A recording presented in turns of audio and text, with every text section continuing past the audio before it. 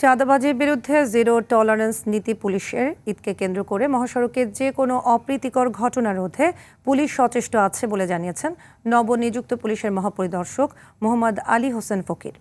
Police headquarters media সেন্টারে আয়োজিত সংবাদ সম্মেলনে তিনি এসব কথা বলেন।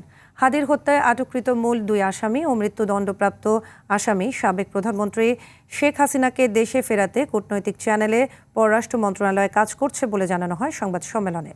আইজিপি বলেন, কিশোর গ্যাংয়ের সাথে যে বা যারা জড়িত আইন ভঙ্গ করবে তাদের বিরুদ্ধে ব্যবস্থা নেওয়া হবে।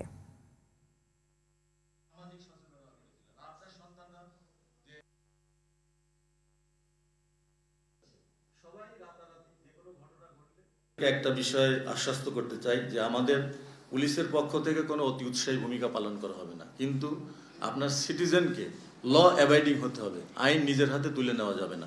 নিষিদ্ধ সংগঠন, অনেক নিষিদ্ধ সংগঠন আছে, তারা বিভিন্ন অজুহাতে সালেসুতায় যে রাস্তায় নেমে এসে আইন শৃঙ্খলার অবনতি ঘটাবে, সন্ত্রাসকে উস্কে দিবে, এটা আমরা মেনে নিব না। কূটনৈতিক চ্যানেলে আমাদের ফরেন মিনিস্ট্রি কাজ করছে, তারা ইনশাল্লাহ আপনাদেরকে এই ব্যাপারে সঠিক তথ্য দিতে পারবে।